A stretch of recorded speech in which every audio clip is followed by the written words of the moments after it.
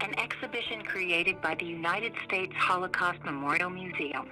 You are about to hear the words of American men and women of the U.S. military who encountered the Nazi concentration camps at the end of World War II, as well as those of Holocaust survivors who were liberated by U.S. troops. While at Mauthausen, Raymond Book took photographs and filmed rare color footage of conditions at the camp with his own camera. His unit forced civilians to bury the dead in large graves. This is his recollection. From the German civilians nearby, we started to get those people to come up by the truckload, and we told them to dress in their Sunday best, and then we made them big graves. We wanted them to see what was going on, and then we had them carry the bodies, load the bodies in the wagons. We took wagon load after wagon load of bodies out to the grave site, which was the soccer field, or the sports, they call it the sport plots. We made the Germans handle, load them up in the wagons from inside the camp, take them down to the graveyard, the grave site, and unload them, put them down in the graves, side by side, by the hundreds. There'd be 150 people or so in a row, and practically on top of each other. They were all skin and bones, and it was I have pictures of them in movies, which you'll see later. But the bodies were so emaciated that you couldn't possibly understand how those people were alive and walking around. The Walking Dead, we called them at that time. Shortly after the 82nd Airborne Division took over the German city of Ludwigslust in early May 1945, Leonard Linton went to the nearby Verblingen concentration camp. This is his recollection. There was this barbed wire enclosure with an open gate in front. So I left my Jeep in front of the gate, stopped the engine, and walked in. There were several people, maybe 20 or 30 people, milling around outside, obvious survivors of this camp. They were in their tattered striped uniforms. Some of them didn't even have these uniforms.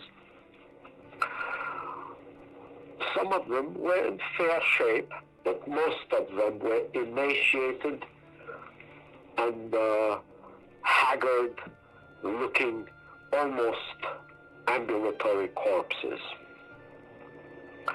I talked with some of them just before going in and asked them what were they doing there. I couldn't understand why they were still milling around in front of this horrible camp, where, of course, the German guards had all evaporated at our approach.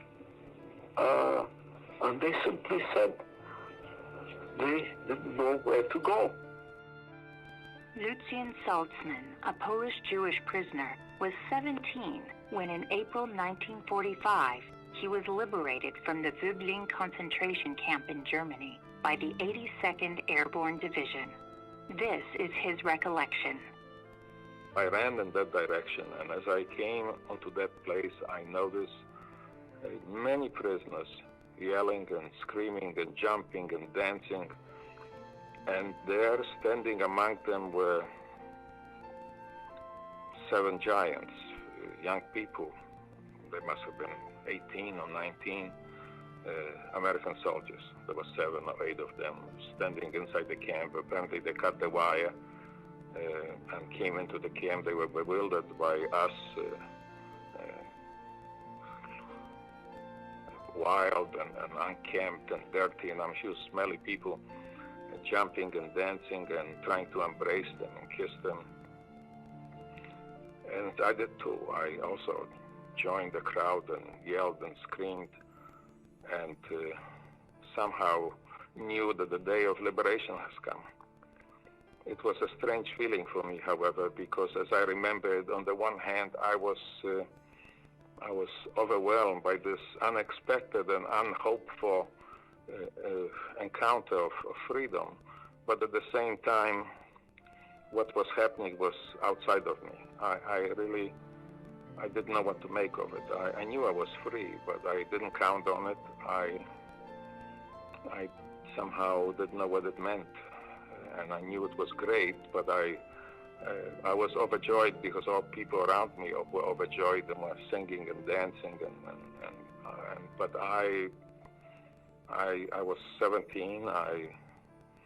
I was free, but what it meant, I wasn't sure.